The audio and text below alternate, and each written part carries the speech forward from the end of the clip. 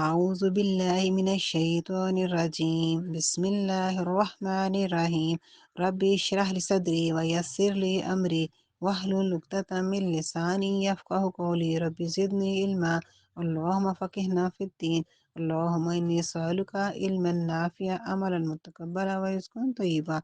آمین ثم آمین۔ اور اب آیت نمبر 40 سے 46 تک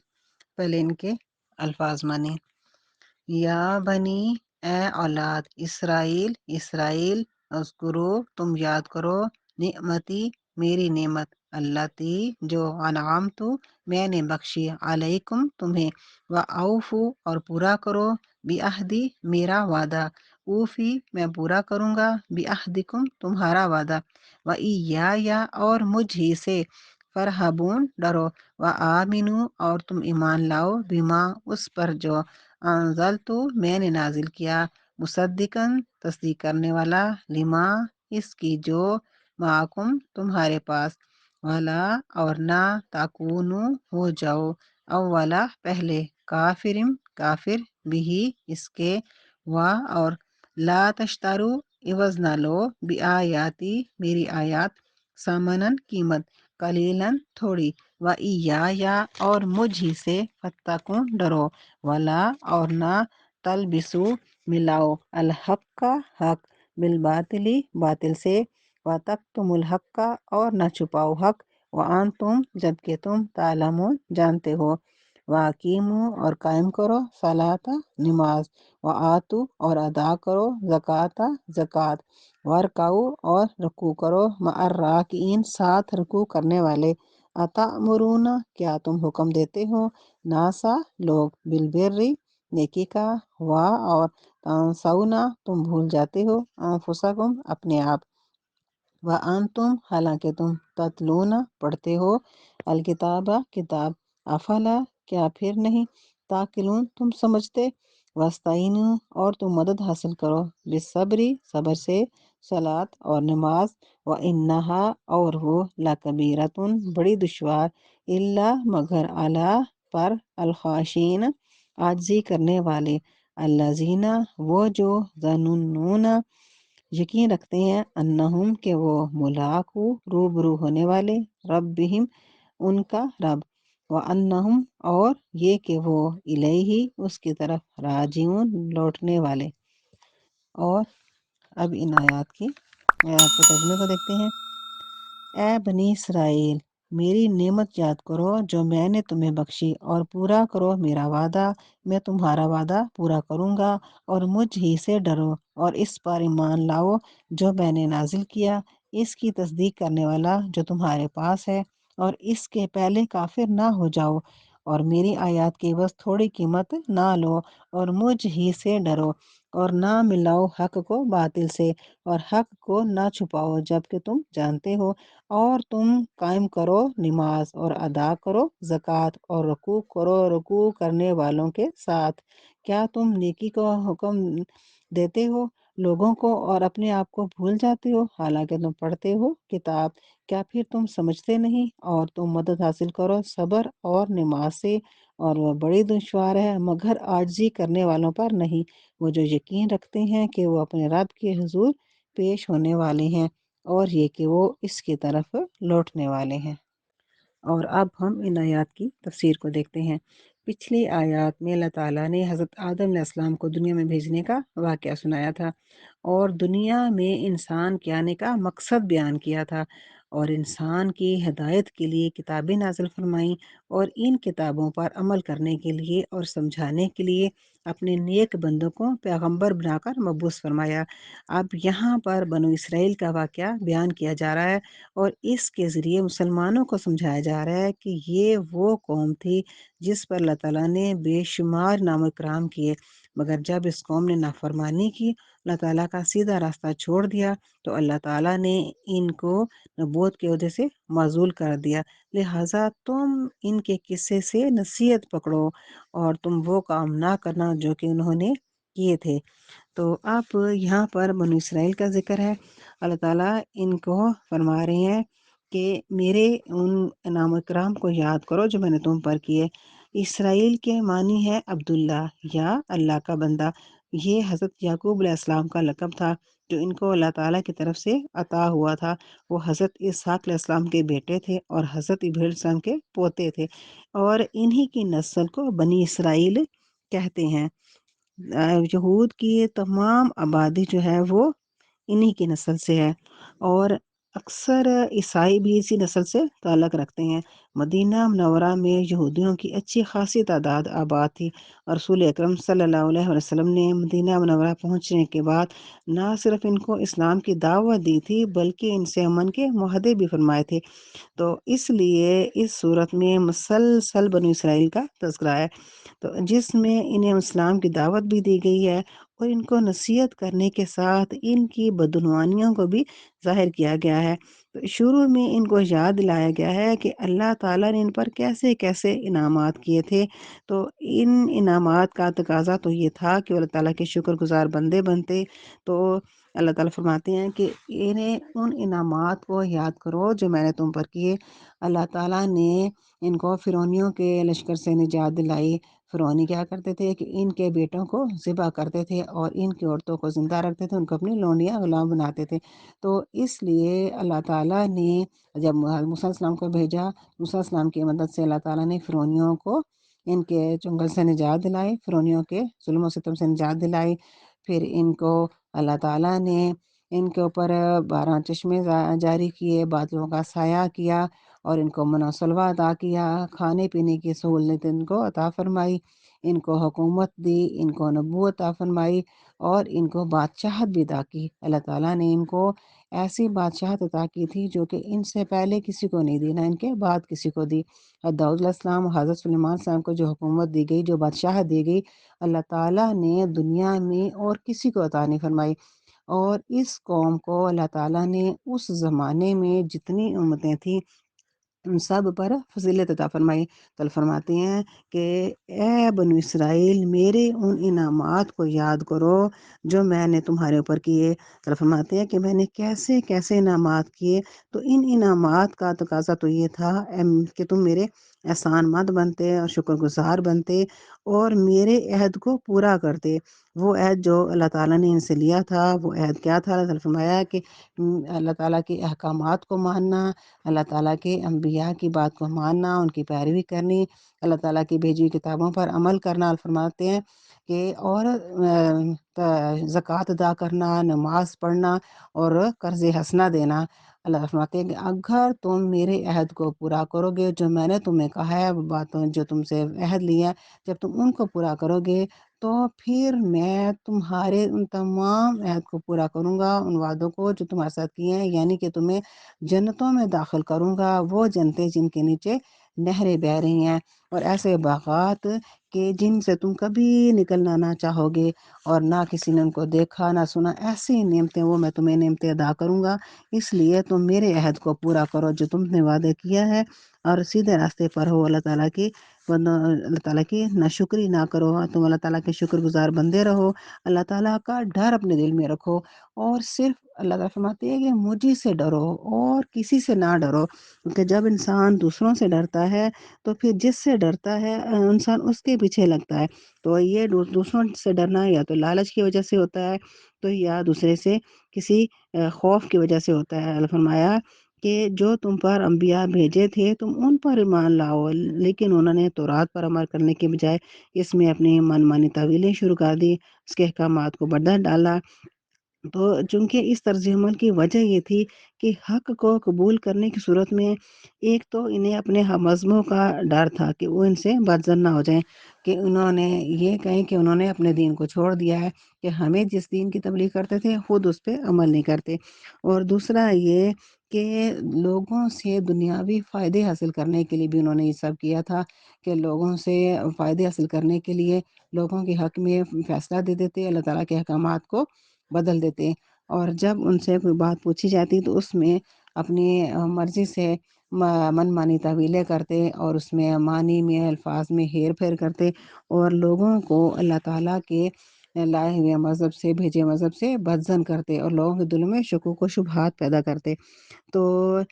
اس لیے ان دو آیتوں کے آخر میں تعالیٰ فرمایا ہے کہ مخلوق سے ڈرنے کی بجائے انہیں اللہ سے ڈرنا چاہیے، اور اللہ کے سوا کسی اور کا ڈر اور خوف ان کو اپنے دل میں نہیں رکھنا چاہیے، کیونکہ تمام چیزوں کا مالک اللہ تعالیٰ ہے، تمام سہولتیں اللہ تعالیٰ کی طرف سے ہیں، اللہ تعالیٰ جس کو چاہیں جو چاہیں عطا کریں، اس لیے فرماتے ہیں کہ صرف مجھ سے ڈرو، کسی دنیاوی لالچ کے لیے لوگوں کے پیچھے نہ لگو۔ اور بنی اسرائیل کو یاد دلایا جا رہا ہے کہ قرآن کریم وہی دعوت لے کر آیا ہے جو تورات اور انجیل کی دعوت تھی، اور جن آسمانی کتابوں پر وہ ایمان رکھتے ہیں قرآن پاک انہیں جھٹلاتا نہیں ہے، بلکہ انہیں جھٹلانے کی بجائے دو طرح سے ان کی تصدیق کرتا ہے۔ ایک تو اس لحاظ سے تسلیح کرتا ہے کہ ان کی جو کتابیں ہیں وہ ساری کی ساری اللہ تعالیٰ کی نازل کی ہوئی ہیں، اور دوسرے قرآن پاک اس حیثیت سے ان کی کتابوں کی تصدیق کرتا ہے کہ ان کی کتابوں میں آخری نبی کی آمد کی جو پیشین گوئیاں تھیں قرآن پاک نے ان پیشین گوئیوں کو سچا کر کے دکھا دیا۔ تو اللہ فرماتے ہیں کہ دیکھو یہ کتاب تو تمہاری کتابوں کی تصدیق کرنے والی ہے، اور اس میں وہی اصول ہیں، وہی ہدایات ہیں جو اللہ تعالیٰ نے تمہاری کتابوں میں نازل فرمائے تھے، اور اس کا اس کا حق کا تقاضا تو یہ تھا کہ تم ان باتوں پر عمل کرتے، بنی اسرائیل عرب کے بت پرستوں سے پہلے ایمان لاتے، اور کیونکہ ان کے پاس کتاب تھی، اہل کتاب تھی، اور اس بات کو جانتے تھے کہ نبی برحق ہیں، کتاب برحق ہے، لیکن ہو یہ رہا تھا کہ جس تیز رفتاری سے بت پرست اسلام لا رہے تھے، تو اس رفتار سے یہودی ایمان نہیں لا رہے تھے، بلکہ یہودی اسلام سے نہ صرف ہٹ رہے تھے، اس کی مخالفت کر رہے تھے، دشمنی کر رہے تھے، خود اس کو نہیں مان رہے تھے، بلکہ دوسرے لوگوں کو بھی یہاں سے ایمان سے دور کرنے کے لیے مختلف حربے استعمال کر رہے تھے۔ اس میں جو ہے نا وہ غلط سلط تعویلیں کرتے، اور اس طرح جو تھے بنی اسرائیل گویا قرآن کی بھی تکذیب کر رہے تھے، اسی لیے کہا گیا ہے کہ تم سب سے پہلے اس کے منکر نہ بنو۔ تو یعنی سب سے پہلے تمہارے اوپر اللہ تعالیٰ کی کتاب نازل ہوئی ہے، اور تم اہل کتاب ہو، اور تم جب اس کو حق جانتے ہو تو اور حق مانتے ہو، تم دل سے مانتے ہو کہ یہ سچ ہے، تو پھر زبان سے اقرار کیوں نہیں کرتے، دوسروں کو بتاتے کیوں نہیں ہو کہ یہ اللہ کی کتاب ہے؟ تم اس کتاب کو جاننے کے باوجود، سمجھنے کے باوجود تم اس کا انکار کر رہے ہو، تو تم اس کے پہلے منکر ہو، کیونکہ مکہ والے انکار تو کر رہے تھے لیکن وہ اللہ تعالیٰ کی کتاب سے ناواقف تھے، تو یہ یہود تو اس کو جانتے تھے کہ اللہ تعالیٰ کی کتاب، اس طرح کہتے ہیں کہ اس طرح تم جاننے کے باوجود جب انکار کر رہے ہو تو تم اس کے پہلے انکار کرنے والے بن رہے ہو۔ تو جو جاننے کے باوجود انکار کرتا ہے تو پھر ظاہر اس کا گناہ بھی بڑا ہوتا ہے اس کی نسبت جو کہ انجان ہوتا ہے، جس کو پتہ نہ ہو۔ تو فرمایا کہ بعض یہودیوں کا طریقہ یہ بھی تھا کہ وہ رشوت لے کر تو رات کی تشریح عام لوگوں کی خواہشات کے مطابق کر دیا کرتے تھے، اور بعض اوقات اس کے احکامات کو چھپا بھی لیتے تھے۔ تو ان کے اس طرز عمل کی طرف اشارہ کرتے ہوئے فرمایا گیا ہے، میری آیتوں کو معمولی سی قیمت لے کر نہ بیچو، اور حق کو بادل کے ساتھ گڑمڑ نہ کرو، اور نہ تم حق بات کو چھپاؤ۔ تو یہ جو فرمایا گیا کہ میری آیتوں کو معمولی قیمت پر نہ بیچو، تو اس کا مطلب یہ نہیں ہے کہ اگر زیادہ قیمت ملے تو بیچ دو، اس کا مطلب یہ ہے کہ دنیا کی جتنی بھی دولت ہے، جو کچھ بھی ہے، سارے کا سارا اسلام کے مقابلے میں، دین کے مقابلے میں، اللہ تعالیٰ کے احکامات کے مقابلے میں کم تر ہے، ان کی کوئی حقیقت نہیں ہے۔ تو اگر ساری دنیا بھی اس کے مقابلے میں مل جائے تو وہ بھی کم ہے، اس لیے تم اسلام کے مقابلے میں، دین کے مقابلے میں، اللہ تعالیٰ کے احکامات کے مقابلے میں حق کو نہ خریدو، حق کی طرف وہ باطل کو نہ خریدو، حق کے مقابلے میں حق کو بیچ کر اللہ تعالیٰ کی آیتوں کے مقابلے میں تم باطل کو نہ خریدو۔ تو دنیا کے فائدوں کی خاطر اللہ تعالیٰ کے احکامات کا انکار نہ کرو، کتابوں کا انکار نہ کرو، رسولوں کو نہ جھٹلاؤ، بلکہ تم اللہ تعالیٰ کی طرف دیکھو، اللہ تعالیٰ کے پاس جو کچھ ہے سارے خزانے اللہ تعالیٰ ہی کے پاس ہیں، تو اللہ تعالیٰ نے تمہیں پہلے بھی عطا کیا تھا، پھر عطا کریں گے، تمہاری فرما برداری جب تم کرو گے تو اللہ تعالیٰ تمہیں اور عطا کریں گے، کیونکہ دینے والی ذات تو اللہ تعالیٰ ہی کی ہے۔ تو اس آیت کو سمجھنے کے لیے یہ بات ہمیں ذہن میں رہنی چاہیے کہ اہل عرب جو تھے وہ ان پڑھ لوگ تھے، اور ان کے مقابلے میں یہودیوں کے اندر تعلیم جو تھی وہ بہت زیادہ تھی، اور انفرادی طور پر بھی ان کے اندر بہت بڑے بڑے جلیل القدر اعلیٰ پائے کے عالم پائے جاتے تھے، اور جن کی شہرت عرب کے باہر تک بھی پہنچی ہوئی تھی۔ تو اس وجہ سے عربوں پر یہودیوں کا علمی رعب بہت زیادہ تھا، اور پھر ان کے علماء اور مذہبی اسکالر جو تھے، ان کے درباروں کی جو شان و شوکت تھی وہ بھی بہت زیادہ تھی۔ اور ایک اور کام یہ کرتے تھے کہ جھاڑ پھونک اور طویل گنڈوں کا کاروبار بھی انہوں نے شروع کیا ہوا تھا، اور اس کے ذریعے بھی لوگوں کو مرعوب کرتے تھے، اپنی طرف متوجہ کرتے تھے، اور ان طریقوں سے بھی لوگوں سے ان کی دولت ہتھیانے کی سارے طریقے اختیار کرتے تھے۔ اور خاص طور پر اہل مدینہ ان سے بے حد مرعوب تھے، کیونکہ ان کے آس پاس بڑے بڑے یہودی قبائل تھے، رات دن ان کے پاس ملنا جلنا آنا جانا ان کا میل جول تھا، اور اس میل جول میں وہ ان سے اسی طرح متاثر تھے جس طرح کہ ایک ان پڑھ آبادی زیادہ تعلیم یافتہ یا زیادہ امیر یا بہت زیادہ مذہبی لوگوں سے متاثر ہوتی ہے۔ تو اسی طرح یہ اہل مکہ جو تھے، اہل مدینہ جو تھے، یہ ان سے متاثر تھے۔ تو ان حالات میں جب نبی وسلم نے اپنے آپ کو نبی کی حیثیت سے پیش کیا اور لوگوں کو اسلام کی طرف دعوت دینی شروع کی، تو قدرتی بات تھی کہ جو ان پڑھ اہل عرب تھے وہ یہودی اہل کتاب سے جا کے پوچھتے تھے کہ آپ لوگ بھی ایک نبی کے پیروکار ہیں اور ایک ہی کتاب کو ماننے والے ہیں، تو آپ ہمیں بتائیں کہ یہ جن نے ہمارے اندر نبوت کا دعویٰ کیا ہے، تو ان کے متعلق آپ لوگوں کی کیا رائے ہے؟ تو کیا یہ سچے نبی ہیں؟ تو وہ لوگ چاہتے تھے کہ اگر یہ تصدیق کر لیں تو ہم ان کو مان لیں۔ تو جو یہی سوال مکہ کے لوگوں نے بھی یہودیوں سے بار بار کیا تھا، اور جب نبی وسلم مدینہ تشریف لائے تو یہاں بھی بہت سارے لوگ یہودی علماء کے پاس جا جا کر یہی بات پوچھتے تھے، مگر ان علماء نے کبھی بھی لوگوں کو صحیح بات نہیں بتائی۔ تو ان کے لیے یہ کہنا تو مشکل تھا، اس بات تو انکار نہیں کر سکتے تھے کہ یہ توحید نہیں ہے، یہ نبی وسلم جو ہے جو اللہ تعالیٰ کی باتیں پیش کر رہی ہیں وہ غلط ہیں، تو یا یہ کہتے کہ یہ جو انبیاء ہیں اور کتب آسمانی ہیں اور اللہ کے فرشتے ہیں اور آخرت کے بارے میں جو کچھ یہ باتیں بتا رہے ہیں وہ غلط ہیں۔ تو ایسی کوئی بات تو یہ کر نہیں سکتے تھے کہ یہ ساری باتیں غلط ہیں۔ البتہ وہ کیا کرتے تھے کہ وہ جو اخلاقی اصول ہیں جن کے وسلم تعلیم دے رہے تھے، تو کوئی نہ کوئی اس میں جو ہے نا چیز یہ فتنہ والی پیدا کرتے تھے، اور صاف صاف انکار بھی نہیں کرتے تھے، اطراح بھی نہیں کرتے تھے، اور صاف صاف انکار بھی نہیں کرتے تھے کہ جو کچھ پیش کر رہے ہیں صحیح ہے غلط ہے۔ تو نہ وہ سچائی کی کھلی تردید کر سکتے تھے اور نہ سیدھی طرح سے ان کو ماننا چاہتے تھے۔ تو ان دونوں کے راستوں کے درمیان انہوں نے یہ طریقہ اختیار کیا کہ ہر پوچھنے والا جو دل میں مسلم کے جو آتا تھا پوچھنے کے لیے مسلم کے بارے میں، تو اس کے دل میں نبی پاک صلی اللہ علیہ وسلم کے خلاف، آپ وسلم کے صحابہ کے خلاف، آپ کی جماعت کے خلاف اور نبی وسلم کے مشن کے خلاف کوئی نہ کوئی وسوسہ ان کے دل میں ڈال دیتے، کوئی نہ کوئی الزام لگا دیتے، تو کوئی نہ کوئی ایسی بات کر دیتے، ایسا شوشہ چھوڑ دیتے کہ جس سے لوگوں کے دلوں میں شک و شبہات پیدا ہوں، اور لوگ جو ہیں وہ طرح طرح کی الجھنوں میں پڑیں، اور کوئی نہ کوئی سوال اپنی طرف سے ایسا چھیڑ دیتے تھے کہ لوگ اسی میں الجھ کے رہ جائیں، تو ان کو سیدھے راستے کا پتہ ہی نہ چل سکے، اور ایسے گھما پھرا کے بات کرتے کہ جس کی لوگوں کو صحیح بات کی سمجھ ہی نہ آئے۔ آپ صلی اللہ علیہ وسلم کے ماننے والوں کو بھی الجھانے کی کوشش کرتے تھے، اور ان کا یہی طریقہ تھا جس کی بنا پر ان سے فرمایا جا رہا ہے کہ حق پر باطل کے پردے نہ ڈالو، اپنے جھوٹے پروپیگنڈے سے اور اپنی شریرانہ چالوں سے شبہات پیدا کر کے اور اعتراضات کر کے حق کو دبانے کی کوشش نہ کرو، حق کو چھپانے کی کوشش نہ کرو، اور حق کو باطل کے ساتھ ملاؤ نہیں، اور اس طرح ایسی حرکتوں سے تم جو دھوکہ دے رہے ہو، تو کیا مطلب ہے تمہارا کہ ایسا کام کر کے کیا تم اللہ تعالیٰ سے بچ جاؤ گے؟ اللہ تعالیٰ کے احکامات کو تم چھپا لو گے؟ اللہ تعالیٰ خود ہر بات کو واضح کرنے والے ہیں۔ اللہ تعالیٰ اسی لیے ان کے تمام ہتھ کنڈوں کو لوگوں کے سامنے واضح کر کے لوگوں کو ان کی حقیقت اصلیت بتا رہے ہیں، اور مسلمانوں کے ان تمام باتوں کے ذریعے سمجھایا جا رہا ہے۔ اور ان کو کہا جا رہا ہے کہ تم نماز ادا کرو اور زکوٰۃ ادا کرو۔ نماز اور زکوٰۃ ہر زمانے میں دین اسلام کے جو حکم ہے، ارکان اہم ترین ارکان میں سے رہے ہیں۔ تو تمام انبیاء کی طرح انبیاء بنی اسرائیل نے بھی اس کی سخت اپنے لوگوں کو تاکید کی تھی کہ نماز پڑھو اور زکوٰۃ دو، لیکن یہودی جو تھے وہ ان سے غافل تھے۔ نماز باجماعت کا نظام تو ان کا بالکل تقریباً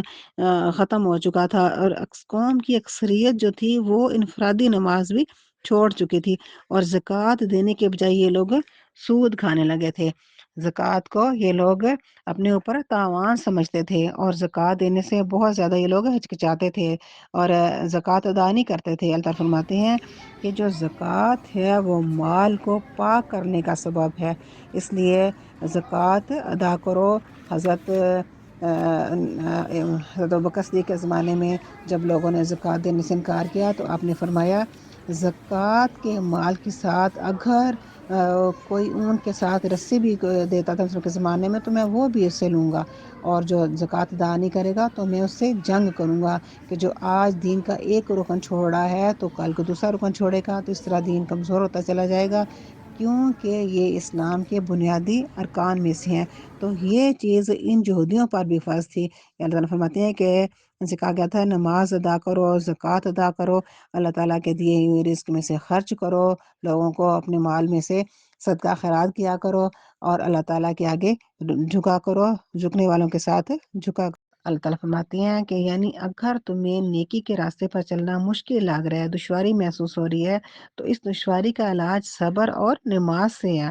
ان دونوں چیزوں سے تمہیں وہ طاقت ملے گی کہ جس سے اس راستے پر چلنا آسان ہو جائے گا، کیونکہ صبر کے لغوی معنی ہے روکنا اور باندھنا، اور اس سے مراد ارادے کی وہ مضبوطی اور وہ پختگی اور وہ عزم ہے کہ جس کے ساتھ انسان اپنی خواہشات پر قابو پا سکتا ہے، ان کو مضبوطی سے اپنے ارادے سے باندھ سکتا ہے، اور جو بیرونی مشکلات ہیں ان کے مقابلے کے لیے فرمایا کہ اپنے دل اور اپنے ضمیر کو اپنی مرضی سے استعمال کر سکتا ہے، یعنی ان کو اپنی مرضی کے راستے پر چلا سکتا ہے۔ تو ارشاد اللہ تعالیٰ کے ارشاد کا مدعا یہ ہے کہ اس اخلاقی صفت کو اپنے اندر پیدا کرو، اور اس کو باہر سے طاقت پہنچانے کے لیے نماز کی پابندی کرو۔ نماز کی پابندی ایسی چیز ہے جو کہ اللہ تعالیٰ کے راستے پر چلنا آسان کر دیتی ہے۔ تو جو شخص اللہ تعالیٰ کا فرما بردار نہ ہو اور آخرت کا عقیدہ نہ رکھتا ہو، اس کے لیے تو نماز کی پابندی ایک ایسی مصیبت ہے کہ جسے وہ کبھی گوارا کر ہی نہیں سکتا، کیونکہ اس سے انسان کی اپنی جو مرضی کا ٹائم ٹیبل ہے وہ بگڑتا ہے۔ تو اپنی مرضی ختم ہوتی ہے، اپنی مرضی نماز میں اپنی مرضی اللہ تعالیٰ کی رضا کے لیے لازمی اٹھنا ہوتا ہے اور اپنے کاموں کو چھوڑنا ہوتا ہے۔ تو جو اللہ تعالیٰ کے آگے جھکنا جانتا ہے اور اپنی مرضی سے اپنی رضا سے اللہ تعالیٰ کے آگے سر جھکانا چاہتا ہے، اور جس سے یہ خیال ہو کہ کبھی مر کے اللہ تعالیٰ کے سامنے جانا ہے، تو اس کے لیے تو نماز کو چھوڑنا جو بہت ہی مشکل کام ہے، بلکہ اس نماز کو چھوڑنا اس سے اپنے لیے ایک مصیبت لگے گا، تو اس کی جان پہ بن جائے گی جب نماز کو چھوڑنے نماز اگر کبھی خدا نخواستہ چھوٹ جائے، تو جو اللہ تعالیٰ کے سامنے اللہ تعالیٰ کے حضور جھکتے ہیں، اپنی مرضی سے جھکتے ہیں، تو اللہ فرماتے ہیں کہ اللہ تعالیٰ کی نعمتیں، اللہ تعالیٰ کی رضا، اللہ تعالیٰ کی عنایتیں ایسے لوگوں کے لیے ہیں۔ نماز کی کچھ شرائط ہیں جن کے ساتھ نماز کو پورا کرنا ضروری ہے۔ نماز شروع کرنے سے پہلے نیت کرنا، نماز کا وقت ہونا، جگہ کا پاک ہونا، لباس کا پاک ہونا، بدن کا پاک ہونا، ستر کا پورا ڈھکا ہوا ہونا، اور قبلہ رخ ہونا۔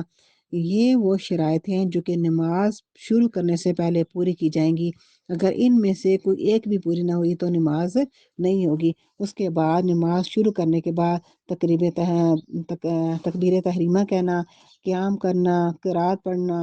اور رکوع کرنا، 2 سجدے کرنا، اور آخری تشہد۔ اگر ان میں سے بھی کوئی ایک بھی چیز رہ جائے گی تو نماز نہیں ہوگی، نئے سرے سے نماز پڑھنی ہوگی۔ تو اللہ تعالیٰ فرماتے ہیں کہ نماز کو خضوع خشوع سے ادا کرو اور اپنے ٹائم پر ادا کرو۔ نماز ادا کرو جماعت کے ساتھ۔ مردوں کے لیے جماعت کے ساتھ نماز ادا کرنا ان کے فرائض میں آتا ہے، اور عورتیں اگر گھر میں نماز ادا کریں تو وہ افضل ہے۔ عورتوں کو کیونکہ مسجدوں میں جانے سے منع تو نہیں کیا، نبی وسلم نے تو منع نہیں کیا، لیکن افضل یہ ہے کہ گھروں میں نماز ادا کی جائے، کیونکہ حضرت عمر فاروق رضی اللہ عنہ نے عورتوں کو مسجدوں میں نماز پڑھنے سے منع فرمایا تھا کہ عورتوں کی جو نماز ہے وہ اگر گھروں میں پڑھیں تو وہ زیادہ بہتر ہے۔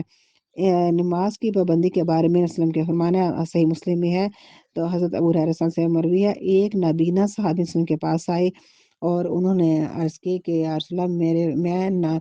نابینا ہوں اور میں کسی شخص کو نہیں پاتا جو کہ مجھے مسجد میں لا سکے، تو کیا میں گھر میں نماز پڑھ سکتا ہوں؟ آپ نے انہیں اجازت دی، لیکن جب وہ واپس مڑے تو آپ نے انہیں واپس بلایا اور پوچھا کہ کیا تم اذان کی آواز سنتے ہو؟ تو اس نے کہا کہ اذان کی آواز تو میں سنتا ہوں۔ تو آپ نے فرمایا کہ پھر تمہیں مسجد میں آنا پڑے گا۔ اب دیکھیں، ایک نابینا شخص کو آپ فرما رہے ہیں کہ تمہیں مسجد میں آنا پڑے گا، تو آج کل اگر بینائی رکھتے ہوئے سستی، لاپرواہی اور غفلت سے نماز کو چھوڑ دیا جائے تو پھر کتنا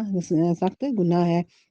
اس نے فرمایا جو 3 آدمی بستی میں یا جنگل میں ہوں تو بعض جماعت نماز نہ پڑھیں تو یا تو ان پر شیطان مسلط ہو جاتا ہے، یا پھر یہ ایسے لوگ ہیں کہ جو اللہ تعالیٰ کے راستے سے ہٹے ہوئے ہیں، اور بھیڑیا جو ہے نا اس بکری کو کھا جاتا ہے جو ریوڑ سے دور ہوتی ہے، الگ ہوتی ہے۔ یعنی کہ جو جماعت سے الگ ہیں وہ جلدی شیطان کے تسلط میں چل جاتے ہیں، جلدی جو ہے نا دشمن کا شکار ہو جاتے ہیں۔ ایک دفعہ مسجد میں نماز ہو چکی تھی تو ایک شخص مسجد میں آیا تو نبی نے فرمایا کہ تم میں سے کون اپنے اس بھائی پر صدقہ کرے گا؟ تو یا فرمایا کہ اس کے ساتھ تجارت کرو۔ تو ایک شخص اٹھا اور اس نے اس کے ساتھ نماز پڑھی۔ تو اس کا فائدہ یہ ہے کہ اپنے بھائی سے نماز پڑھنے کا اس کو ثواب بھی ہوا، اس کی اپنی نماز جو ہے نا وہ نفل ہو گئی، حالانکہ اپنی نماز پہلے وہ پڑھ چکے تھے۔ تو حکیم ابن مسعود فرماتے ہیں کہ ہم سے کوئی بھی شخص نماز سے پیچھے نہیں رہ سکتا، تو اگر کوئی پیچھے رہتا تھا تو وہ سوائے بیمار اور منافق، یعنی کہ اگر نماز سے پیچھے کوئی رہتا تھا تو وہ یا تو بیمار ہوتے تھے یا پھر منافق ہوتے تھے، کیونکہ منافقوں کے لیے نماز بہت ہی بھاری ہے، کیونکہ ان کا دل تو کرتا نہیں ہے نماز پڑھنے کو، وہ صرف دوسروں کو دکھانے کے لیے، اپنے آپ کو مسلمان ظاہر کرنے کے لیے نماز کے لیے آیا کرتے تھے۔ تو فرمایا منافقوں کے لیے نماز بھاری ہے، یا پھر بیماروں کے، کیونکہ بیماروں کے لیے عذر ہوتا ہے، وہ نماز میں آ نہیں سکتے، اور گھر میں نماز پڑھنے کی نسبت مسجد میں نماز پڑھنا 27 گنا زیادہ اہمیت رکھتا ہے۔ تو اب نبی وسلم کی نماز کے بارے میں بہت زیادہ تاکید میں فرمایا نماز میری آنکھوں کی ٹھنڈک ہے۔ نبی وسلم کو جب بھی کوئی مشکل پیش آتی، کوئی مشکل مرحلہ آتا تو آپ اسی وقت 2 نفل نماز حاجت کے پڑھتے اور اللہ تعالیٰ سے دعا کرتے، اور صحابہ کرام صلی اللہ علیہ وسلم اجمعین کا بھی یہی طریقہ تھا کہ جب انہیں کوئی مشکل مرحلہ آتا، کوئی پریشانی آتی تو وہ، یا حتیٰ کہ انہیں کوئی ضرورت ہوتی تو اپنی ہر ضرورت کے لیے بھی وہ اللہ تعالیٰ کے حضور جھکتے اور 2 نفل صلاۃ حاجت کے پڑھتے، اللہ تعالیٰ سے مانگتے۔ نماز اللہ تعالیٰ سے براہ راست لینے کا ذریعہ ہے، اللہ تعالیٰ سے اپنی بات منوانے کا ذریعہ ہے، اپنی پریشانیوں کو دور کرنے کا، اللہ تعالیٰ کے قرب کا ذریعہ ہے، اور شیطان سے بچنے کا ذریعہ ہے۔ تو یہ جو نماز ہے یہ اللہ تعالیٰ کو بہت محبوب ہے۔ اللہ تعالیٰ کو نماز میں سب سے زیادہ سجدہ پسند ہے، کیونکہ سجدے میں انسان سب سے زیادہ اللہ تعالیٰ کے قریب ہوتا ہے۔ تو اس لیے فرمایا کہ نماز کو ہر حال میں ادا کرو، اگر بیمار ہو، کھڑے نہیں ہو سکتے ہو تو بیٹھ کے پڑھو، بیٹھ نہیں سکتے ہو تو لیٹ کے پڑھو، لیکن نماز کو ہر حال میں ادا کرو۔ اللہ تعالیٰ نے نماز کا حکم دیا ہے، اور فرماتے ہیں کہ اے بنو اسرائیل، تم دوسروں کو نیکی کا حکم دیتے ہو، اچھائی کا حکم دیتے ہو، تو کیا خود تم اپنے آپ کو بھول جاتے ہو؟ کیونکہ عقل کا تقاضا بھی یہ ہے کہ انسان سب سے پہلے اپنے بارے میں سوچے،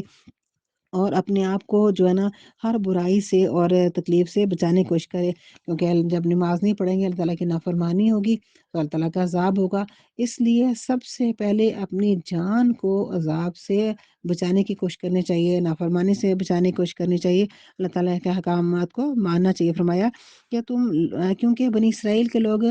جو علماء تھے وہ دوسروں کو نیکی کی طرف بلانے کے لیے بہت زیادہ ترغیب دیا کرتے تھے، آواز کیا کرتے تھے۔ فرمایا کیا تم لوگوں کو بتاتے ہو، لوگوں کو سمجھاتے ہو، اور تم اپنے آپ کو بھول جاتے ہو کہ یہ جو اللہ کا حکم ہے یہ صرف ان لوگوں کے لیے نہیں ہے، یہ تمہارے لیے بھی ہے، لہٰذا تم بھی نماز پڑھو، اللہ تعالیٰ کے حضور تم بھی جھکو، اپنے آپ کو، اپنے نفسوں کو اللہ تعالیٰ کے آگے جھکا دو کہ کیا تمہیں عقل نہیں ہے، تم عقل نہیں رکھتے ہو کہ یہ کام جب دوسروں کو کہتے ہو دوسروں کے لیے ضروری ہے، تو جو کہنے والا ہے اس کے اوپر تو زیادہ ضروری ہے، کیونکہ جب دوسروں کو کہا نہ جائے اور خود عمل نہ کیا جائے تو پھر کیا ہوتا ہے، کہنے والا جو ہے عمل نہ کرے تو اس کے لیے ڈبل گناہ ہے، جاننے والا جب عمل نہ کرے تو اس کے لیے ڈبل گناہ ہے، تو انسان جو دوسروں کو کہے اور عمل نہ کرے تو وہ ڈبل جرم کا مرتکب ہوتا ہے۔ تو یہاں پہ یہ بات مسلمانوں کو بھی سمجھائی جا رہی ہے کہ دیکھو، نماز سے پیچھے نہ رہنا، نماز کی پابندی کرنا، اللہ تعالیٰ کے اس حکم کو پورا کرنے کی کوشش کرنا، اور کبھی بھی اللہ تعالیٰ کی نافرمانی نہ کرنا، کیونکہ جو نماز ہے وہ اللہ تعالیٰ کے حضور پیش ہونا ہے، اللہ تعالیٰ کی آواز پر، اللہ تعالیٰ کے بلانے پر لبیک کہنا ہے۔ اور جن لوگوں کو یہ اپنے رب سے ملنے کی امید ہوتی ہے، انہیں یقین ہوتا ہے کہ ہم نے دوبارہ پلٹ کے جانا ہے اور اپنے رب کے پاس جانا ہے اور اپنے رب سے ملاقات کرنی ہے، تو وہ کبھی بھی نماز سے پیچھے نہیں رہتے اور شوق سے نماز کی طرف جاتے ہیں۔ اور نماز کے شوق کے بارے میں دو حدیث مروی ہیں کہ ایک حضرت ابن عروہ سے مروی ہے کہ ان کو ایک دفعہ ان پاؤں میں کو پھوڑا نکل آیا، تو اتبا نے کہا کہ اس کو کاٹنا پڑے گا، اور اس زمانے میں کوئی سن کرنے والی چیز تو ہوتی نہیں تھی کہ بے ہوش کر دیا جائے، سن کر دیا جائے تو کاٹ لیا جائے، تو حالانکہ ایک انجیکشن لگا، ایک سوئی لگائے تو کتنی تکلیف ہوتی ہے، تو ان کو کہا گیا کہ آپ کا پاؤں جو ہے ان کو کاٹنا پڑے گا، تو انہوں نے کہا کہ جب میں نماز پڑھنے لگوں تو پھر میرے پاؤں کو کاٹ لینا۔ تو حضرت اسی طرح حضرت علی علیہ السلام کے بارے میں ہے کہ ایک دفعہ کسی جنگ میں ان کو تیر لگ گیا، تو جب ان تیر نکالنے کی کوشش کی جاتی تھی تو ان کو بہت زیادہ تکلیف ہوتی تھی، تو انہوں نے کہا کہ ٹھہرو، مجھے نماز نیت کرنے دو، تو اب جب انہوں نے نماز پڑھنی شروع کی تو لوگوں نے ان کے جسم سے تیر نکال لیا اور ان کو پتہ بھی نہ چلا۔ جب انہوں نے اسلام پھیرا تو انہوں نے پوچھا کہ تم لوگ کیوں کھڑے ہو، تم لوگوں نے ابھی تیر نکالا نہیں؟ انہوں نے کہا کہ ہم تو نکال بھی چکے ہیں۔ تو یہ نمازیں تھیں صحابہ کرام کی، تو اللہ تعالیٰ کے نیک بندوں کی، کہ ان کو اتنی بڑی تکلیفوں کا نماز کے دوران پتہ ہی نہیں چلتا تھا۔ اور ہماری نمازیں کیسی ہوتی ہیں کہ دنیا جہان کے تمام خیالات جو ہیں وہ نماز کے اندر آتے ہیں، نماز پڑھنے لگتے ہیں تو نماز ادھر ادھر کہیں غائب ہو جاتی ہے اور یہی نہیں پتہ ہوتا کہ منہ سے نکل کے آ رہا ہے، پڑھ کے آ رہے ہیں۔ اس طرح فرمایا کہ قرآن پاک میں کہ نماز کے پاس اس وقت جاؤ جب تم اپنے پورے ہوش و حواس میں ہو، تو اس وقت نماز تمہیں پتہ ہو کہ تم اپنے منہ سے کیا ادا کر رہے ہو، تو اس طرح اللہ تعالیٰ کی نماز ادا کرو، اور نماز کے ذریعے اللہ تعالیٰ سے اپنے جو اپنی ضرورتوں کو پورا کراؤ، اور اپنے لوگوں کو صدقہ دو، اور صدقے کا حکم فرمایا کہ یہ جو صدقہ ہے یہ بلاؤں کو، مصیبتوں کو، تکلیفوں کو ٹالنے والا ہے۔ اللہ تعالیٰ کے حضور اگر کوئی غلطی کمی کوتاہی ہے تو وہ بھی صدقے کے ذریعے ٹال جاتی ہے، تو جو اس لیے صدقے کے ذریعے، نماز کے ذریعے اللہ تعالیٰ کا قرب حاصل کرو۔ اللہ تعالیٰ ہم سب پر فرمایا آمین ثم آمین۔ قرآن پاک کے 4 حقوق ہیں، سب سے پہلے اس کی تلاوت کی جائے، پھر اس کو سمجھا جائے، اس پر عمل کیا جائے، اس کو دوسروں تک پہنچایا جائے۔ اور اب ہم اپنی زندگیوں کو دیکھیں کہ ہم قرآن پاک پر کتنا عمل کرتے ہیں، کون سے حقوق اس کے ادا کرتے ہیں۔ دنیا کی کوئی بھی کتاب ایسی نہیں ہے کہ جس کی زبان سمجھ میں نہ آتی اور ہم اس کتاب کو پڑھتے رہتے ہوں، دن رات پڑھیں، لیکن ہمیں یہ نہیں پتہ کہ یہ ہے کیا، اس میں لکھا کیا ہوا ہے، تو ہم اس کو سمجھے بغیر اس کو پڑھتے رہیں۔ ایسی کوئی کتاب نہیں ہے۔ قرآن پاک کے بارے میں اللہ تعالیٰ نے بار بار فرمایا ہے کہ ہم نے اس کو آسان زبان میں اتارا ہے تاکہ تم اس کو سمجھ سکو۔ اللہ تعالیٰ پوچھتے ہیں ہے کوئی سمجھنے والا کہ جو اس کو سمجھے، اس کو عمل کرے، کیونکہ ہم نے اس کو آسان کر کے اتارا ہے تاکہ ہر انسان کی سمجھ میں آ جائے۔ اگر قرآن پاک کو سمجھ لیا جاتا، اس کو سمجھ کے پڑھا جاتا، تو جو آج دنیا کے حالات ہیں وہ کبھی بھی نہ ہوتے۔ دنیا میں جو غلامی ہے، یعنی کہ انسان کو غلام بنایا ہوا ہے، اور جو سرمایہ داری ہے، یعنی کہ جو پیسے والے ہیں، جن کے پاس اللہ تعالیٰ نے جن کو دولت دی ہے، تو وہ بجائے شکر گزاری کرنے کے اسی دولت کے گھمنڈ پر دوسروں کو اپنا غلام بنا لیتے ہیں، اپنا زر خرید بنا لیتے ہیں۔ اور جو مذہبی پیشوائی ہے وہ بھی اسی لیے ہے کہ عام لوگوں کو قرآن پاک کی رسائی سے دور رکھا جاتا ہے، قرآن پاک ان کو سمجھایا نہیں جاتا، سکھایا نہیں جاتا، اور اس کو صرف اپنے لیے رکھا جاتا ہے، اس لیے رکھا جاتا ہے کہ دوسرے اس کو سمجھے ہی نہ، انہیں پتہ ہی نہیں چلا کہ اللہ تعالیٰ کے احکامات کیا ہیں، تو بغیر اس کے معنی سمجھے، مفہوم سمجھے، اس کے الفاظ کو دہراتے رہیں، اور سب کے ذہنوں میں بات ڈالی ہوئی ہے کہ بس اس کے الفاظ کو پڑھتے رہیں تو اتنا ثواب ہے۔ ٹھیک ہے، اس کے الفاظ کو سمجھنے کا، پڑھنے کا ثواب ہے، لیکن اس کے الفاظ کو سمجھے بغیر جب اس کو پڑھا جائے گا تو اس پر عمل کرنا مشکل ہو جائے گا۔ پھر جو کوئی بتاتا رہے گا تو لوگ اس کے اوپر چلتے رہیں گے کہ یہ بھی عالم ہے، یہ بھی عالم ہے، اس نے یہ بات کی ہے۔ تو جب لوگ رنگ برنگی باتیں کریں گے تو جو سننے والے ہیں، جب ان کو خود کو سمجھ نہیں ہوگی تو پھر وہ پریشان ہو جائیں گے، اور زیادہ یہ ہوگا کہ پھر وہ دین سے ہٹ جائیں گے، قرآن سے ہٹ جائیں گے، اور یہی کچھ ہو رہا ہے۔ تو جب اس کے الفاظ کو سمجھے بغیر پڑھا جاتا ہے، صرف رٹا لگایا جاتا ہے، تو اس کی جتنی اللہ تعالیٰ نے اس میں اعلیٰ اعلیٰ نسخے کتاب میں نازل کی ہیں، جو کہ انسان کی ہدایت کے لیے، انسان کی دنیا اور آخرت کی ترقی کے لیے، کامیابی کے لیے، تو وہ انسان کو پتہ ہی نہیں چلتا کہ میں کیا پڑھ رہا ہوں، بس ان نسخوں کو رٹتا رہتا ہے، جیسے کہ ہم بہت اعلیٰ قسم کے قیمتی اعلیٰ نسخوں کو ہم رٹتے رہیں، دن رات صبح و شام پڑھتے رہیں، تو کیا اس سے بیماریاں دور ہو جائیں گی؟ کبھی بھی نہیں ہوں گی۔ تو اسی طرح جب ہم قرآن پاک کو بغیر سمجھے پڑھتے ہیں تو ہمیں پتہ ہی نہیں چلتا کہ اس میں اللہ تعالیٰ نے ہمارے لیے کیا حکم نازل فرمایا ہے۔ تو جب حکم کا پتہ ہی نہیں چلے گا تو اس پر عمل کیسے کریں گے؟ تو جس طرح ہمیں نسخے کا پتہ نہیں چلتا تو اس طرح دوائی کھاتے نہیں ہیں، تو جب نسخے کا نہیں پتہ تو کھائیں گے کیا، علاج کیا کریں گے؟ تو جو بیماری ہے وہ بڑھتی رہے گی۔ اسی طرح جب ہم قرآن کو سمجھتے نہیں ہیں، سمجھے بغیر اس کو پڑھتے ہیں، تو پھر اس سے ہمیں ہدایت نہیں ملتی، نہ کوئی ہدایت ملتی ہے، نہ کوئی شفا ملتی ہے۔ تو بس ہم اس کو رٹتے رہتے ہیں، دن رات رٹتے رہتے ہیں، تو بس سمجھتے رہتے ہیں کہ بس ہمیں اس سے ثواب مل گیا، بس ہم نے اس کو یہ ثواب کا ذریعہ بنا لیا کہ بس اس کے الفاظ کو رٹتے رہو تو اس میں ہمیں ثواب ملتا رہے گا۔ پوری دنیا میں کوئی بھی ایسی کتاب نہیں ہے جس کے ساتھ یہ سلوک کیا گیا ہو جو کہ قرآن پاک کے ساتھ کیا جاتا ہے۔ تو عوام کو اس کو سمجھنے سے دور رکھا جاتا ہے، ایک سازش کے ذریعے دور رکھا جاتا ہے کہ اگر عوام کو پتہ چل گیا کہ اس میں کیا ہے تو پھر عوام اپنا حق مانگیں گی، اور جو ان کے ساتھ زیادتیاں کی جا رہی ہیں تو ان کے اوپر احتجاج کریں گے۔ تو اس لیے اس کو سمجھایا ہی نہیں جاتا، اور اکثریت کو تو خود کو بھی نہیں پتہ ہوتا، نہ قاری حضرات کو پتہ ہوتا ہے، تو نہ سنانے والوں کو پتہ ہوتا ہے کہ ہم کیا سنا رہے ہیں، نہ سننے والوں کو پتہ ہوتا ہے کہ ہم کیا سن رہے ہیں۔ بس ایک جو ہے نا وہ رٹا لگایا ہوتا ہے، تو اس کو بس جو ہے نا خوش الحانی سے پڑھنے کے مقابلے ہو رہے ہوتے ہیں۔ خوش الحانی سے پڑھنا منع نہیں ہے، ثواب کا باعث ہے، اس کو تجوید سے ایسے جا کے پڑھنا ثواب کا کام ہے، لیکن ثواب کا کام رٹنے سے تو ہے، تلاوت کرنے سے تو ہے، لیکن جو اللہ تعالیٰ نے عمل کے لیے فرمایا ہے کہ اس کے اوپر عمل کرو، تو عمل جو ہے وہ صرف اس کے الفاظ کو رٹنے سے عمل نہیں آئے گا، کیونکہ انسان کو پتہ ہی نہیں چلے گا کہ یہ کتابیں ہدایت تھی، جو اللہ تعالیٰ نے انسان کے لیے ہدایت کے لیے اتاری تھی، دنیا میں زندگی گزارنے کے اس میں طریقے بتائے تھے۔ تو اب ہم دیکھیں کہ ہم اس کے ساتھ کیا سلوک کر رہے ہیں۔ تو وہ لوگ جن کے پاس یہ کتاب ہے ہی نہیں ہے، ان میں اور ہمارے میں کیا فرق ہے؟ ہم کتاب لے کے بیٹھے ہیں، اس کو سمجھ نہیں رہے، اس کے اوپر عمل نہیں کر رہے، اور جن کے پاس کتاب نہیں ہے تو وہ اس لیے نہیں عمل کر رہے کہ ان کے پاس کتاب ہے ہی نہیں ہے۔ تو اس میں پھر ہم کیا کر رہے ہیں ایسی حرکت کر کے؟ ایسی حرکت کے ان میں ہمیں پھر فرق یہ ہے کہ ہم دوہرے مجرم بن رہے ہیں، دوہرے گناہ گار بن رہے ہیں، نہ خود عمل کیا اور نہ دوسروں کو عمل کی طرف بلایا، نہ خود سیکھا نہ دوسروں کو سکھایا۔ تو اس لیے اس کتاب کو اپنے پاس رکھ کے، ایک قیمتی نسخے کو ہم نے دبا کے اپنے پاس رکھ لیا، نہ اسے اپنے مرض کا علاج کیا اور نہ دوسروں کو دوائی دی کہ وہ بھی اسے جو ہے نا اس کو حاصل کریں، اس دوائی کو، تو اپنی مرض کو دور کریں۔ تو اس لیے ان کی بیماری کا سبب بھی بن گئے، اپنی بیماری کا بھی سبب بن گئے، تو دونوں مریضوں کی بیماری کا سبب کیا ہوا؟ قرآن سے دوری، قرآن کو نہ سمجھنا۔ ایک کے پاس ہے نہیں، اس کو پتہ نہیں ہے، دوسرے کے پاس دوا ہے تو نہ خود کھا رہا ہے نہ دوسرے کو دے رہا ہے۔ اب ہم دیکھیں، جس کے پاس دوا ہے وہ خود بھی نہیں کھا رہا اور دوسرے کو بھی نہیں دے رہا، اور ایک کے پاس ہے ہی نہیں، تو دیکھیں زیادہ گناہ گار کون ہے، زیادہ مجرم کون ہے، زیادہ سزاوار کون ہے؟ یقیناً وہی ہے جس کے پاس دوا ہے، جو نہ خود کھا رہا ہے نہ دوسرے کو دے رہا ہے۔ تو اسی طرح یہ قرآن پاک کتاب ہدایت ہے، کتاب شفا ہے، کتاب نجات ہے، اللہ تعالیٰ کے سیدھے راستے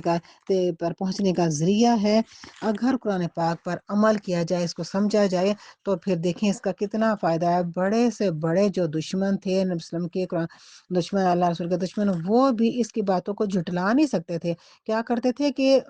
بیچ میں سے جو ہے نا وہ سازشیں کرتے تھے، بیچ میں سے راستے نکالتے تھے تاکہ جو ہے نا ہیر پھیر کر کے لوگوں کو بہکایا جائے اور بھٹکایا جائے۔ تو اس کی باتوں کو وہ جھٹلا نہیں سکتے تھے، وہ بھی مانتے تھے کہ یہ حق ہے اور سچ ہے، دل میں بھی مانتے تھے اور آپس میں بیٹھ کے بھی مانتے تھے، لیکن سامنے نہیں مانتے تھے کیونکہ سامنے ان کو دنیاوی فائدے نظر آتے تھے۔ تو دیکھیں کہ اسلام کو جو سمجھتے ہیں تو وہ پھر اسلام کی طرف کیسے آتے ہیں۔ تو ہم ایک شخص کا واقعہ یہاں پہ دیکھتے ہیں کہ ایک شخص انڈیانا میں، امریکہ کی ریاست انڈیانا میں پیدا ہوا، اس کا نام رچرڈ تھا۔ تو وہ مسلمانوں کا سخت دشمن تھا، جانی دشمن تھا، اور مسلمانوں کی دشمنی کے وجہ سے وہ امریکہ کی فوج میں بھی داخل ہو گیا۔ تو اس نے اعلی عہدہ حاصل کر لیا اور کئی اس نے جنگوں میں حصہ لیا، اور اس نے سوچا کہ میں مسلمانوں کو جو نا شہید کرنے کے لیے اس نے سوچا۔ تو ایک دفعہ وہ ایک دکان میں گیا، کپڑے کی دکان میں، جہاں پہ دو مسلمان برقع پوش عورتیں کھڑی تھیں، تو اس نے چاہا کہ ان دونوں کی گردن توڑ دوں۔ تو اتنا وہ سخت اس کے دل میں مسلمانوں کے خلاف نفرت تھی۔ تو ایک دفعہ اس نے یہ ارادہ کیا کہ وہ مسلمانوں کی مسجد میں جائے گا جمعے کے دن، اور وہاں پہ جا کے بم دھماکہ کرے گا اور سارے مسلمانوں کو بم سے اڑا دے گا، اور پھر اپنی گاڑی میں بیٹھ کے ان کے چیتھڑے اڑتے ہوئے دیکھے گا۔ تو اس قدر وہ مسلمانوں کا دشمن تھا، لیکن اس نے یہ سوچا کہ اسلام کی ساتھ اتنی دشمنی کرنے کے سے پہلے، مسلمانوں کو اتنا نقصان پہنچانے سے پہلے، میں اسلام کو جانوں تو صحیح کہ یہ ہے کیا۔ تو اس فیصلے کے بعد وہ ایک دفعہ ایک مسجد میں گیا۔ تو مسجد میں جب داخل ہوا تو وہاں کے ایک نمازی نے اسے خوش آمدید کہا اور اس سے پوچھا کہ اس کو کیا کام ہے، اس کو کیا کوئی ضرورت ہے، کچھ چاہیے۔ تو رچرڈ نے اس شخص سے اسلام کو جاننے کی خواہش ظاہر کی۔ تو اس آدمی نے اس کو قرآن پاک کا نسخہ دیا اور کہا کہ اس کو پڑھو، اور جہاں سے تمہیں سمجھ نہ آئے، کوئی بات پوچھنی ہو تو وہ ہم سے پوچھتے رہنا۔ تو اس طرح رچرڈ جو تھا وہ مسجد میں جاتا رہا اور مختلف سوالات کرتا رہا، یہاں تک کہ صرف 2 ماہ کے قلیل عرصے میں اس شخص نے قرآن پاک کے اوپر اتنا عبور حاصل کر لیا، اتنی اس کو سمجھ آ گئی، کیونکہ یہ دل سے سیکھنا جو چاہتا تھا، سمجھنا چاہتا تھا، تو اللہ تعالیٰ نے بھی اس کو ہدایت دی۔ اس کو قرآن پاک کی اتنی سمجھ آ گئی کہ اس نے اسی مسجد میں کلمہ شہادت پڑھا اور مسلمان ہو گیا۔ اور پھر یہ شخص اس مسجد کی انتظامی کمیٹی کا 3 سال تک صدر رہا، اور آج یہ شخص دنیا میں جو مایوس اور نفرت کے شکار مسلمان ہیں ان کو سمجھا رہا ہے، ان کی کونسلنگ کر رہا ہے، اور امریکہ میں لوگوں کو اسلام کی دعوت دے رہا ہے، اسلام کی طرف لوگوں کو بلا رہا ہے۔ تو ایک انٹرویو میں رچرڈ نے بتایا کہ قرآن پاک کی اس ایک آیت نے اس کی زندگی تبدیل کر دی ہے، کہ جس کسی شخص نے کسی ایک شخص کی جان بچائی تو اس نے گویا پوری انسانیت کو بچا لیا۔ تو اگر قرآن پاک کی فقط ایک آیت مسلمانوں کے کٹر دشمن کو یہ زندگی تبدیل کر سکتی ہے اور اس کو راہ ہدایت کی طرف لا سکتی ہے، تو پھر پورا قرآن پاک جو ہے اس میں کیا کچھ نہیں ہے، پورا قرآن پاک کتنا انقلاب برپا کر سکتا ہے، لیکن پھر بھی ہماری زندگیاں کیوں تبدیل نہیں ہو رہی؟ اس کی وجہ یہ صرف اور صرف ایک ہے کہ رچرڈ نے قرآن پاک کو پڑھا، اس نے سمجھا، لیکن ہم اور آپ سب قرآن پاک کو صرف پڑھتے ہیں، سمجھتے نہیں ہیں۔ تو ورنہ یہ ممکن ہی نہیں ہے کہ رچرڈ کی طرح ہماری زندگیاں بھی تبدیل نہ ہو، کیونکہ وہ ایک غیر مسلم گھرانے میں پیدا ہوا تھا اور اس نے قرآن پاک کو ذوق شوق سے سیکھا، سمجھنے کے لیے سیکھا۔ اور ہم مسلمان گھرانے میں پیدا ہوتے ہیں، اپنے آپ کو پیدائشی مسلمان سمجھتے ہیں، تو ہم سمجھتے ہیں کہ ہم تو مسلمان گھرانے میں پیدا ہوئے، اس لیے ہمیں اسلام کو، دین کو سیکھنے کی ضرورت نہیں ہے، اور یہ بہت بڑی غلط فہمی ہے۔ تمام مسلمان اس غلط فہمی کا شکار ہیں، اپنے دین کو نہ سمجھتے ہیں، نہ سیکھتے ہیں، اور نہ اس کے اوپر عمل کرتے ہیں۔ جب خود ہی نہیں کرتے تو دوسروں کو کیا کہیں گے؟ اس دین کو دوسروں تک کیسے پھیلائیں گے؟ اللہ تعالیٰ نے تو اس امت کو اٹھایا تھا کہ اس دین کو لے کے دوسروں تک جاؤ، دوسروں کو یہ دین پہنچاؤ، تو دوسروں کو تو کیا پہنچاتے ہیں، یہ خود ہی دین سے ہٹ گئے ہیں۔ یہ آیات جو ہیں یہ مسلمانوں کے لیے نصیحت کا باعث ہیں کہ اس سے نصیحت حاصل کرو۔ یہ ساری باتیں تمہیں اس لیے بتائی جا رہی ہیں کہ وہ کام جو وہ کرتے تھے وہ تم نہ کرنا، یہ غلطی انہوں نے کی تھی وہ تم نہ کرنا، تم دین کی طرف آؤ، اسلام کی طرف آؤ۔ اب نبوت کا کام تمہارے سپرد ہے، دنیا کو نیکی کی طرف بلانے کا، اللہ کی طرف بلانے کا بیڑا تمہارے سپرد ہے، اب یہ کام تم نے کرنا ہے۔ لہٰذا اپنی منزل کو پہچانو، اپنے منصب کو پہچانو، اپنے عہدے کو پہچانو، اپنی منزل کو پہچانو۔ تمہاری منزل جو ہے وہ جنت اور اللہ تعالیٰ کی رضا ہے، اور تمہارا جو مقصد دنیا میں آنے کا وہ پوری دنیا تک اللہ تعالیٰ کے اسلام کو، اللہ تعالیٰ کے کلام کو، اللہ تعالیٰ کی کتاب کو پہنچانا ہے۔ اللہ تعالیٰ کا پیغام کیا ہے کہ انسانوں کو انسانوں کے ساتھ جوڑو، پھر انسانوں کو اللہ تعالیٰ کے ساتھ جوڑو، اللہ تعالیٰ کی رضا اور جنت کا راستہ جو ہے وہ اس کو سیدھا کرو۔ اللہ تعالیٰ ہم سب کو سمجھ عطا فرمائیں، توفیق عطا فرمائیں کہ ہم سب قرآن کے ساتھ جڑ جائیں اور باعمل مسلمان بن جائیں، اللہ تعالیٰ کی رضا والے مسلمان بن جائیں، اللہ تعالیٰ کو راضی کرنے والے مسلمان بن جائیں، اور اپنا جنت کا راستہ اللہ تعالیٰ ہمارے لیے اللہ تعالیٰ آسان کر دیں۔ آمین ثم آمین، وما علینا البلاغ۔